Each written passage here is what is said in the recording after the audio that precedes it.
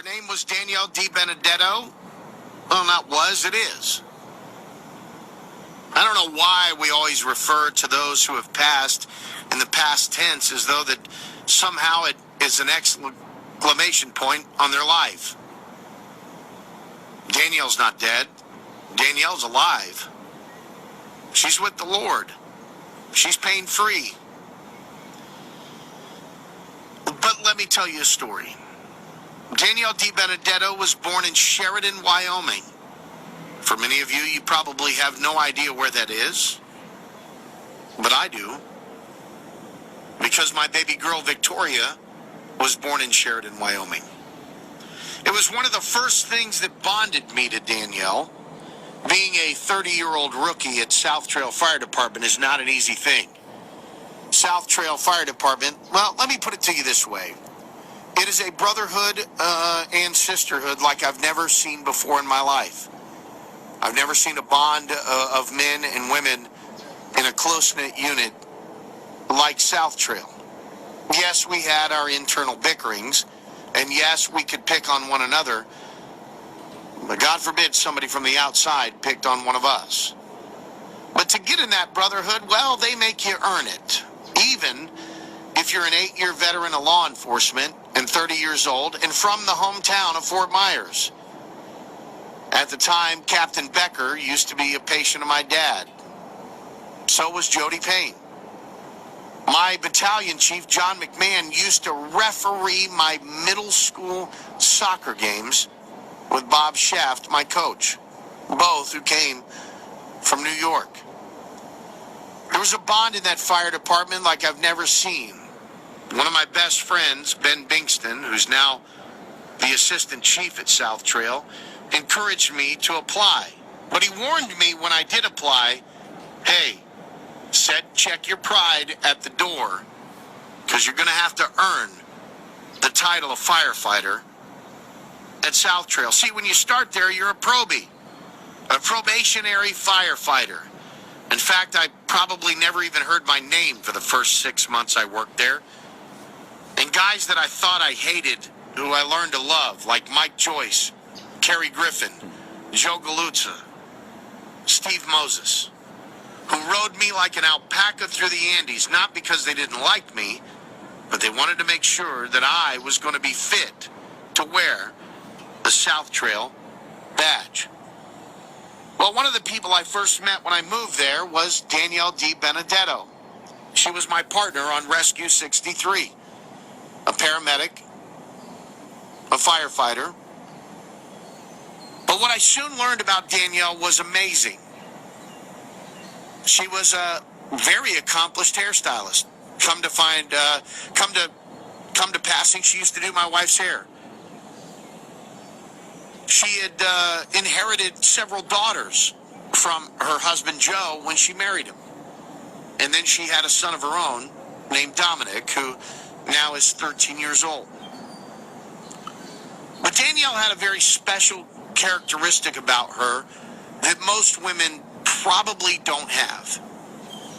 See, she was kind of like, well, as Christy Knudsen put it, she was our den mother.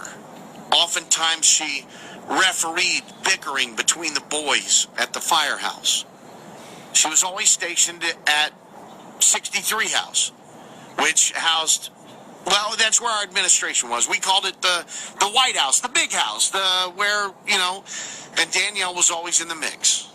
She always made sure that the boys got along.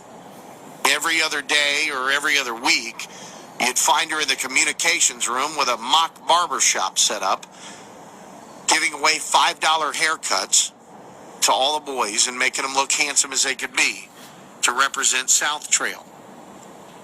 But there was so much more to her. Her stained glass art that some of us have in our homes, that we were gracious enough to watch her do on our downtime.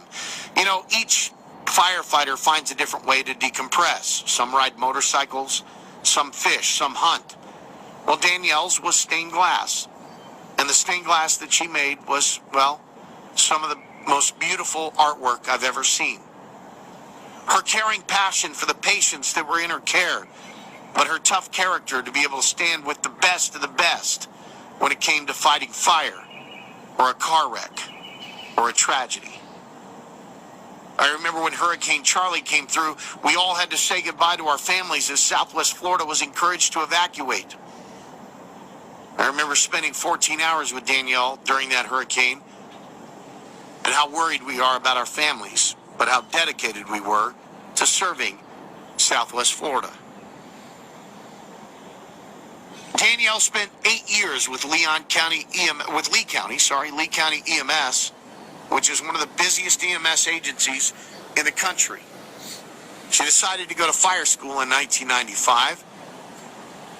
Her classmate, Matt Seneca, who now is a lieutenant at South Trail, talks about her tenacity, courage, bravery, and toughness in the academy. In the history of South Trail Fire Department,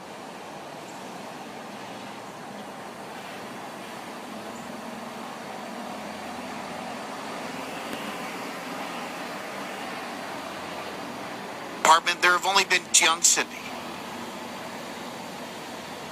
But I'll tell you what, there's not a firefighter at South Trail who wouldn't run into a burning building with Danielle or Cindy because, well, they proved their salt. They were ladies amongst men, but they understood how to deal with a group of men.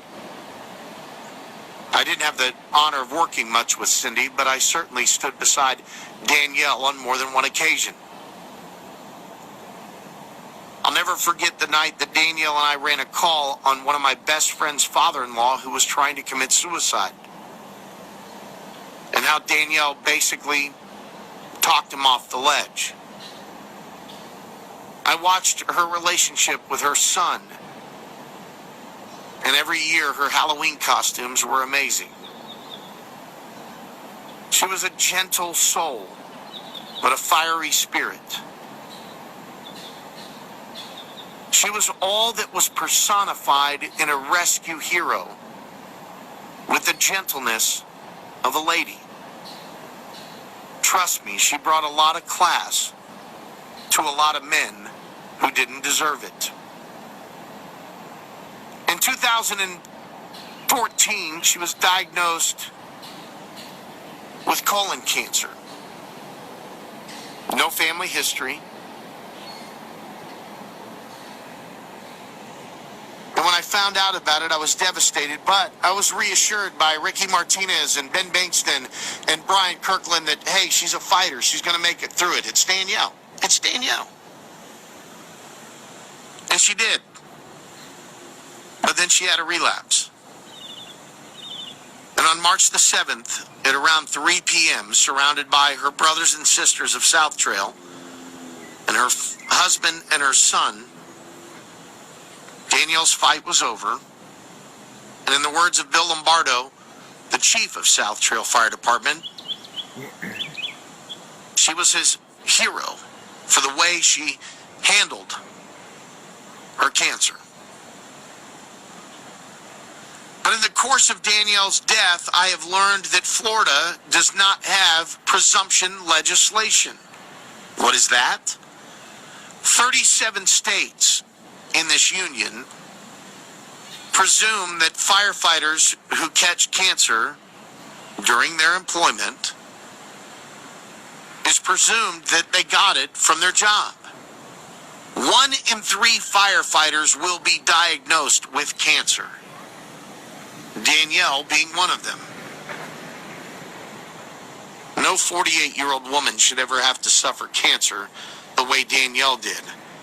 But to have to suffer it and know that the burden of those payments and bills would be on her husband and her family had to weigh heavy on her mind. Well, I'm excited to announce that yesterday I spoke with Halsey Beshears, District 7 representative. A message has been put out to Dane Eagle, representative of Lee County, and Chief Bill Lombardo has spoken to Senator Benequisto. I can promise you this, Florida will be the 38th state who will have presumption cancer legislation. Danny, I love you. God, I miss you. But no one will ever in this state, as long as this microphone is on, ever have to suffer cancer the way she did. The disease is bad enough.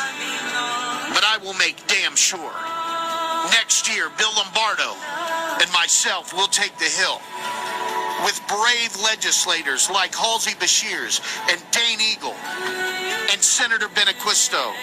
And I promise you, Danielle, my final goodbye is this. Danny's bill will get passed.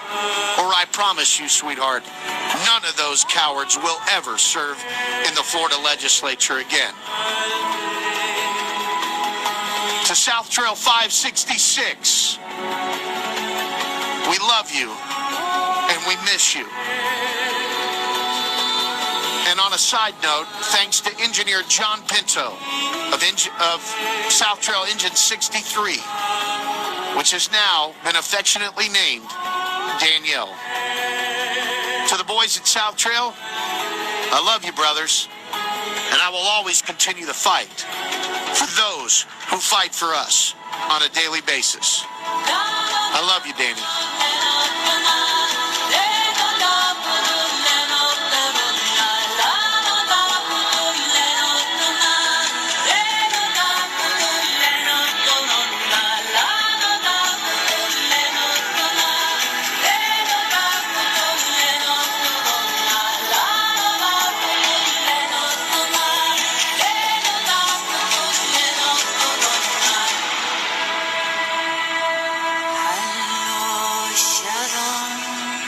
Tomorrow at 10 a.m., a live stream of Danielle D. Benedetto's funeral will be on the web. I will share it on Facebook.